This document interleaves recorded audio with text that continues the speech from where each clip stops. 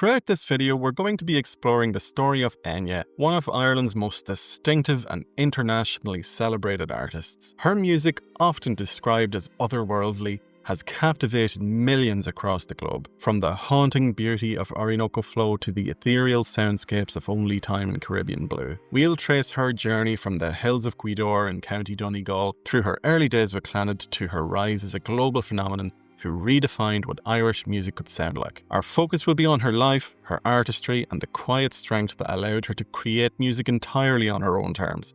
Timeless, mysterious, and deeply human. Just before we begin, if you'd like to support the channel a little bit more than just subscribing, and show your love for Irish music as well, check out the shop where I've got loads of products: hats, hoodies, t-shirts, mugs, mouse mats, stickers, and plenty more as well. All the designs are 100% Irish music inspired, created by myself and my father. And here's the deal as well, look, if this video gets 100 likes, I'll put a 10% discount on all products for a month. Also, as well as that, don't forget to subscribe and hit the bell icon to stay up to date with new videos. So without further ado, let's begin the story of Enya.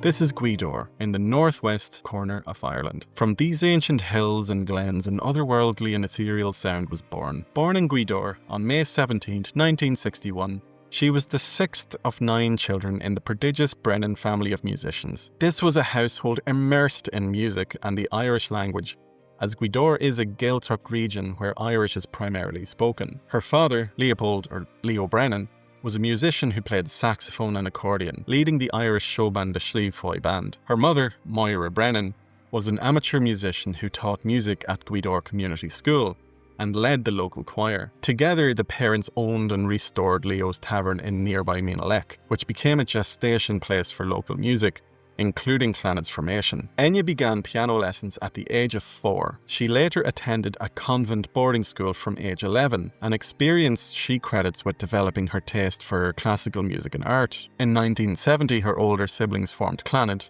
and in 1980, Enya joined the group as an additional singer and keyboard player. It was during this time that Enya began discussing with producer Nicky Ryan his influential concept of layering vocal tracks extensively to create a sound effect, inspired by the famed production technique known as the wall of sound. The term wall of sound was pioneered by American record producer and songwriter Harvey Philip Spector. Spector is widely regarded as one of the most influential figures in pop music history. He developed the technique in the 1960s, creating a dense, layered texture by utilizing large groups of musicians playing orchestrated parts, and often doubled or tripled, resulting in a compressed chorusing effect. By 1982, Enya departed from Clannad, seeking a solo path. She joined with Nicky Ryan and his wife Roma, who is a lyricist. These two resigned as managers from Clannad, and the trio formed a lasting creative and business partnership. The new partnership moved forward as Nicky built their first recording facility. Roma Ryan, the poet who became Enya's exclusive lyricist, along with Nicky Ryan as well, formed a collaboration that Enya stated was so important that without their contributions, she just wouldn't have existed as an artist. Here, Enya developed her unique layered sound, which fused classical composition, Celtic elements, and multi-tracked vocals.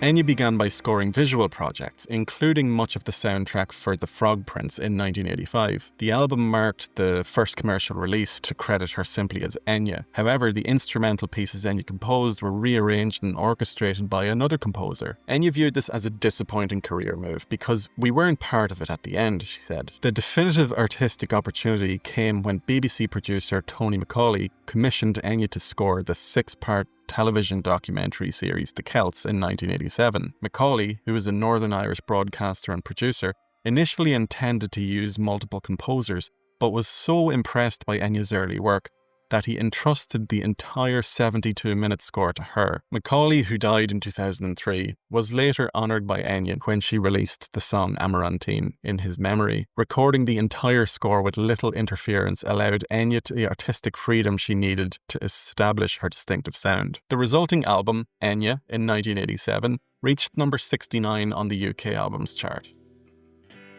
Enya's quiet work immediately impressed Rob Dickens. Rob Dickens was born in 1950. He was a British music industry executive who began his career at Warner Music in the UK. He is the son of Percy Dickens, a founder of the NME, who launched the first British record charts in 1952. Dickens was named the chairman of Warner Music UK in 1983, holding that role until 1998. He was responsible for signing globally successful acts like Prince and Madonna to the company, and brought artists such as Simply Red, Mike Oldfield and Enya to the UK label. Dickens met Enya and the Ryans at an Irish Recorded Music Association award ceremony, and upon learning Enya was negotiating with a rival, seized the opportunity to sign her to Warner Music UK. Dickens granted her wish for complete artistic freedom, minimal interference and no set deadlines. Dickens stated his philosophy: sometimes you sign an act to make money, and sometimes you sign an act to make music.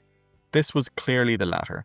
I just wanted to be involved with this music. Recording for Watermark began in demo form at Enya's studio before the trio removed to Orinoco Studios in London for digital re-recording, mixing and mastering. The collaboration with Nicky Ryan perfected the multi-vocals technique, transforming Enya's voice into the celebrated choir of one.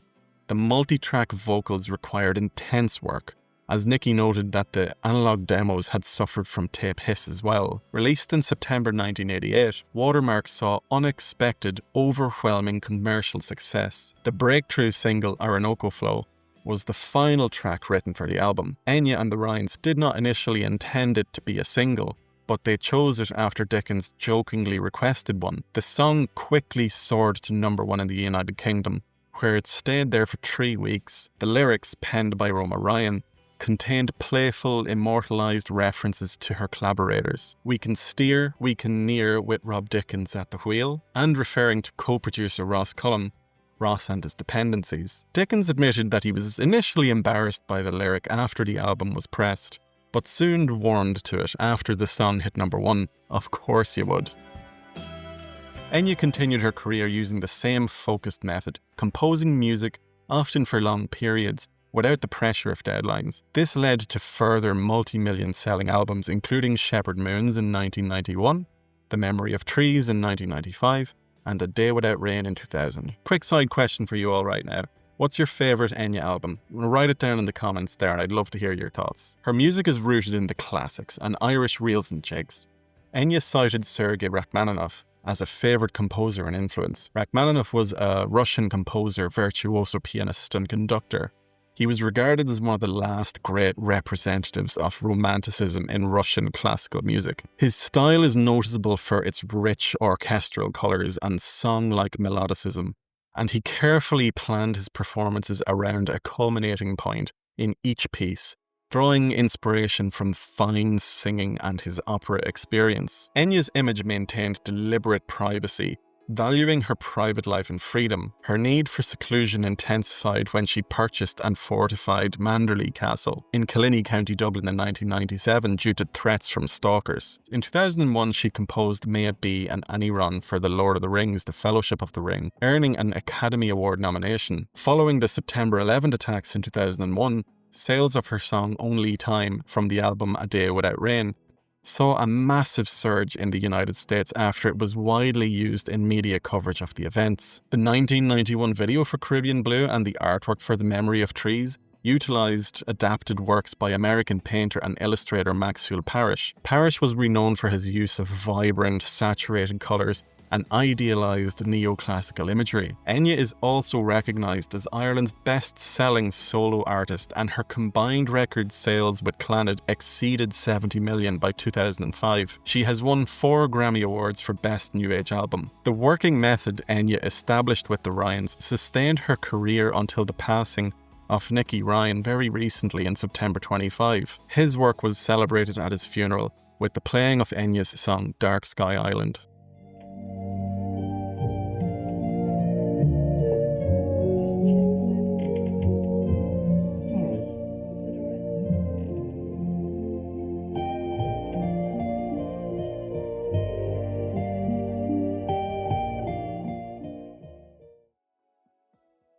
Enya's career is a testament to the power of artistic conviction. By marrying the sonic density of Phil Spector's concepts with the lyricism influenced by Rachmaninoff, Enya pioneered a new Celtic sound that proved music of contemplation and mystery could dominate the global charts, forever inviting listeners to sail away. So that's it for today's video. If you enjoyed it, don't forget to hit like and subscribe. It really helps the channel grow. And as I mentioned earlier on, be sure to check out the shop too, because we've got a lot of Irish music inspired gear there, like hats and hoodies, mugs, t-shirts, stickers, all. I've mentioned it all already, there's loads. Have a browse anyway when you get a wee chance. I'm also open to ideas, so if there is a design that you'd love to see there, let me know in the comments and I'll see what I can do. And I know I mentioned this in one of the other videos, I want to say it again, if you are a musician in any connection to Ireland, whether you're like inspired by Irish music or part of the trad scene yourself, right? Get in touch with me. My email's on the channel page just under the About section, because one of my main goals when I started this channel was to turn it into a platform to showcase the incredible talent that comes out of Ireland. There's always a story to tell and I'd love to help share yours. Before we wrap up, a quick shout out to our channel members. Your names are up on screen. You're all absolute legends and the reason I can keep making these videos. If you'd like to join them and support the channel, hit the join button or check out the links in the description. So thanks so much for watching. Hope you're all having a great day. Slán go fóill. Cheers.